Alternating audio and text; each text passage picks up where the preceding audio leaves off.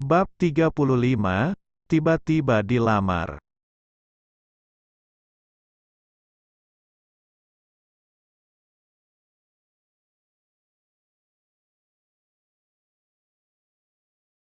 Dia membawaku ke sebuah dealer motor di dekat kampus. Ia turun, menyuruhku melakukan hal yang sama. Motor matic keluaran terbaru paling aman untuk perempuan, ucapnya cepat, tepat dan padat, tanpa salam, sapa dan senyum kepada si pemilik dealer. Oh, siapa ini? Ada keluaran baru irit dan sudah ada fitur terbaru, bagasinya juga luas bisa buat nyimpen helm, jelas si pemilik dealer, ia menunjukkan motor yang ia maksud. Ya udah yang ini, warna putih aja, bisa kapan dikirim?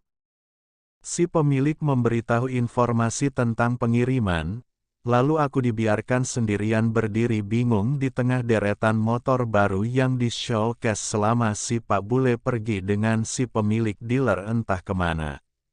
Ia kembali beberapa menit selanjutnya, dan menyuruhku masuk lagi ke mobilnya. Lah, ini, dia udah beli, yang itu, terus uangnya. Semua pertanyaan itu kusimpan sendiri sampai mobil itu kembali melaju ke arah kampus. Beberapa meter sebelum gerbang kampus, ia memberhentikan mobil. Turun, turun sekarang, jangan manja deh. Dikit lagi sampai juga. Kalau ada yang lihat nama baik saya bisa tercoreng. Ia berkata hal itu dengan ketus. Aku tanpa banyak komentar langsung saja kas turun. Aje gile, siapa juga yang minta naik mobil dia-diakan yang tadi narik aku masuk, terus sekarang aku diusir dari mobilnya. Ini namanya abis manis sepa dibuang, ya gak sih? Enggak ya, tahu kesel. Mobilnya melaju masuk ke area kampus. Dari kejauhan, aku melihat ia berjalan cepat menuju ruangannya. Aku masih berjalan sedikit lebih cepat. Makhluk pelin-pelan seperti dia, bisa tiba-tiba nyemprot aku karena telat, padahal dia yang buat aku telat. Benar saja, geng sial sudah masuk ke ruangan dan pintu belum ditutup. Aku mengetuk dan Pak Derek hanya menyahut irit dan ketus.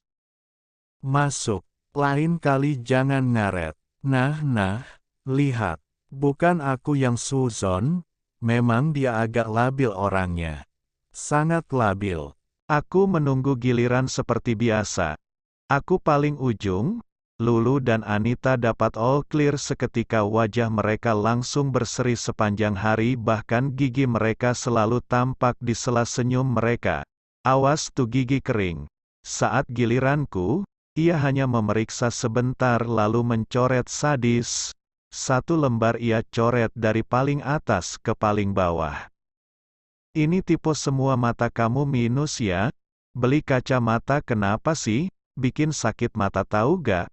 Ngeliat tulisan gini pakai tipe banyak seaprek gini. Aku diam. Kalau sampai ternyata tipenya cuma sebiji. Benar-benar akan kudamprat dosen ini. Mau ngasih motor apa enggak? I don't care. Aku takkan diam kalau aku diinjak-injak kayak gini. Setelah Pak Derek mengusir kami, aku memeriksa draftku benar dugaanku. Aku hanya tipe dua kata saja, dan dia mencoret dan mendampratku kayak begitu. Gimana aku gak sakit hetong guys?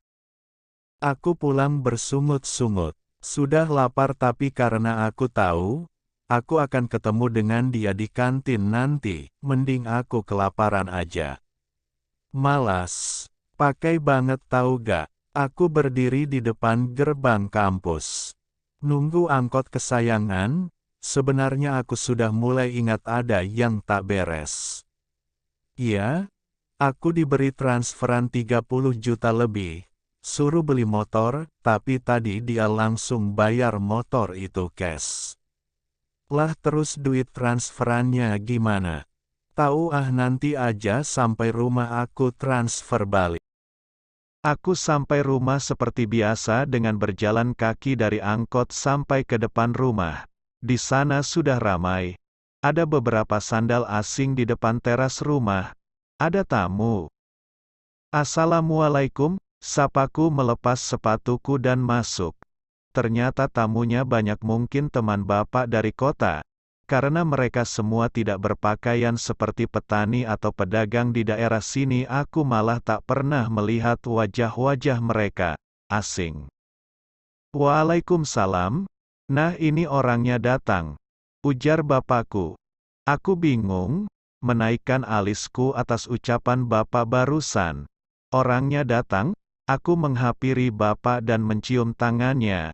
Sini nak, duduk di samping bapak.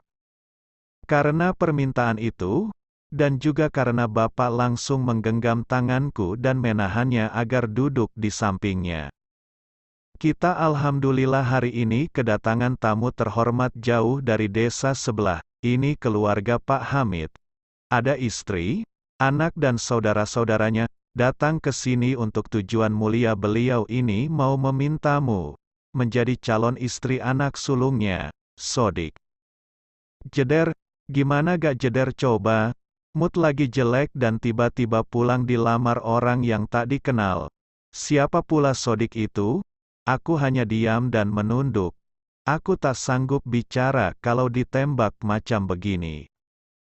Kami tidak minta jawaban cepat, Pak. Saya paham, karena ini dadakan, ya maklum.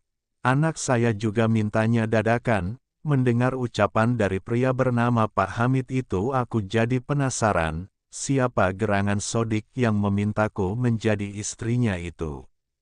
Seumur-umur aku tak pernah mendengar pria bernama Sodik berkenalan denganku. Aku sama sekali tak kenal dia. Dari wajah dan nama, jadi Fix wajahnya sama sekali tak familiar. Ini pertama kali aku melihat wajahnya, jadi bagaimana bisa ia datang bersama keluarganya untuk melamarku, kalau kita tak pernah kenal. Nak, Sodik ini katanya pernah ketemu kamu. Waktu kamu magang di pondok tempat abangmu ngajar. Nak, beliau ini salah satu ustadz di sana. Jadi ustadz di pondok, tapi kalau aku terima, bisa-bisa aku bernasib seperti Kayla nanti. Tinggal di lingkungan pondok juga. Bukannya aku tak suka, tapi masalahnya aku malas kalau bertetangga dengan Kayla. Bisa dijadikan budak aku nanti, dia sering pakai kartu kakak iparnya denganku. Mungkin, Nak Sodik dan Pak Hamid, kami membutuhkan waktu untuk anak saya pikir-pikir. Maklum saja, sekarang anak saya lagi dipusingkan dengan skripsinya. Mungkin setelah semua selesai dia bisa lebih tenang dan bisa memikirkan pernikahan. Bapakku untungnya menjawab untukku, sebuah jawaban yang ada di dalam hatiku kala ini. Iya Pak, memang tak berniat buru-buru. Pernikahan bisa menunggu sampai Anissa lulus atau wisuda. Tapi kalau bisa, secepatnya diikat Pak, biar gak ucul, ucap Pak Hamid dengan nada melucu. Pakai diikat segala. Aku paham maksudnya, diikat mungkin bisa diartikan dilamar dulu begitu. Oh enggak, biar anak saya pikirkan dulu, kalau sudah ada jawaban dan mantap, saya akan kabarkan secepatnya, jawab bapakku dengan senyuman lebar dan nada suara yang sopan. Betul Pak, zaman sekarang pergaulan anak remaja mengkhawatirkan. Kalau bisa Pak, kalau Nak Anissa setuju, langsung disiri saja. Biar halal, biar pendekatannya lebih enak. Walaupun masih ngurus skripsi kan enak, sudah ada suami yang siap siaga membantu dan antar jemput. Anak saya, Sodik, insya Allah sudah siap menikah dalam waktu dekat, sudah ada rumah, sudah ada pekerjaan tetap dan usaha sampingan. Insya Allah bisa membimbing Anissa di rumah tangga yang islami, ucap Pak Hamid lagi. Kalau saja aku tak tahu, Kalau yang melamarku adalah pria bernama Sodik itu, aku pasti mengira Pak Hamidlah yang naksir berat denganku. Dia yang moyo banget ngelamar aku. Astagfirullah. Kok jadi ngawur aku? Jika suka cerita ini, ingin terus mengikuti episode selanjutnya, silahkan klik tombol like, subscribe dan komentar yang banyak.